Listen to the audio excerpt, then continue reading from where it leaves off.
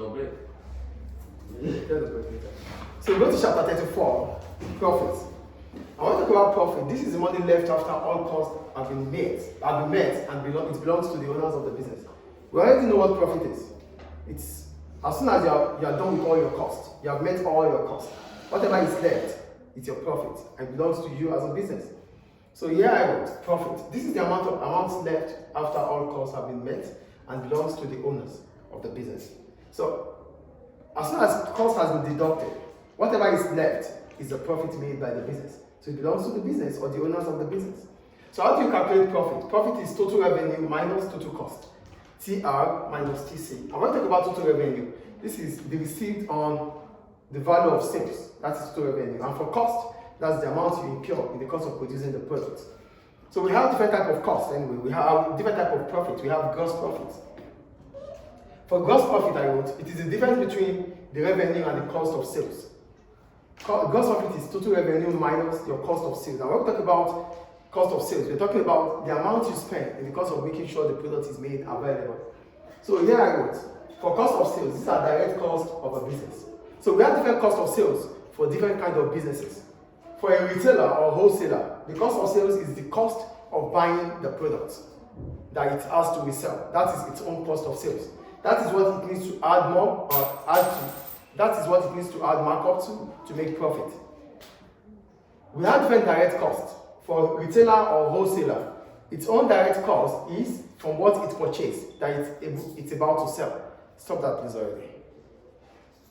For cost of sale of a retailer or a wholesaler, it is the cost of buying a stock to resell.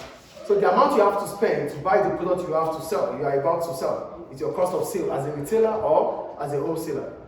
And for a manufacturer, we have costs associated directly to production of raw materials or direct wages. For manufacturers, their own cost of sales are based on the direct cost on raw materials or the amount of money they have to pay on factory. Then we have the services. For service businesses, they are direct labor, they are direct cost. Then we have, that's about cost of sales, which we take away from the revenue to get our gross profit. So gross profit is always what? Gross profit is always total revenue minus cost of sales. Cost of sales could be this for a manufacturer and could be this for a service business. Now go to operating profit. Why do we call it operating profit? We call it operating profit because it's the difference between the gross profit and the operating expenses. The gross profit and the operating expenses, which are the same as business overheads. So what are the overheads? These are indirect costs, such as selling and administrative expenses. So as a business, you have the cost you incur in terms of operating. So the amount of money you spend in terms of operating, like the sales or advertisements, promotions, and administrative expenses such as maybe wages of your workers, electricity, and the rest. You have to pay them. All these costs are part of operating expenses. So when you take operating expenses from the gross profit, then you're having what we call operating profit. So the first one is about the gross profit, which is total revenue minus cost of sales. The second one is operating profit. And for operating profit, we're talking about gross profit minus operating expenses. So that's operating profit. And the third one is the profit for the year. So the profit of the year is the profit made by the business. And all cost has been deducted. So what do I write about profit for the year? I wrote, this is the profit made by the business for the year ending. So it is the difference between operating profit and the finance cost. Here we have our operating profits. It started with the gross profit, right? Gross profit is total revenue minus cost of sales. Then we have operating profit, which is gross profit minus operating expenses. Now for the profit for the year, it is operating profit minus finance cost. And when we talk about finance cost, we're talking about the interest you pay on your loans. They have your finance cost. We have the finance income. You get finance income if you have saved your money in a fixed deposit in the bank. So whatever you get in terms of income, in terms of interest, is your finance income. So there's a difference between finance income and finance cost. For finance cost, you pay it on the interest charge on the loan you take from the bank. But for finance income, you get it because you have saved your money into the bank account. Do we get the difference here? Do we get the difference or not, please? No, okay. We have finance cost. Finance cost is based on the money you take from the bank as a loan.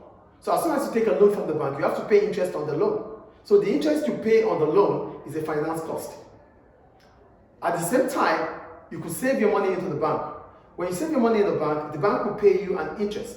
The interest the bank pays you is called the finance income. So that's the difference between finance income and finance cost. Finance income is the interest on your savings. Finance cost is the interest on the loan you took from the bank. Is it clear now? Great. So the difference between the finance cost and the operating profit is the profit for the year. So I wrote, finance cost, these are interest paid on loan, I said that already. So it can also be called the net profit. So another name for the profit for the year is the net profit. And how do we get our net profit? It is operating profit minus finance cost or exceptional cost. So when you have to find your profit for the year or the net profit, it is operating profit minus finance cost and exceptional cost. Why do we call them exceptional costs? We call them exceptional costs because these costs are one-off. We just have to pay them. And as soon as we pay them, we don't talk about them anymore. So they are one-off payments. Like maybe, the business is owing a huge debt, and it has to pay the debt. So you have to pay it from the operating profit. You have to take it away from the operating profit. So that amount of money you pay one-off is also part of the net profit.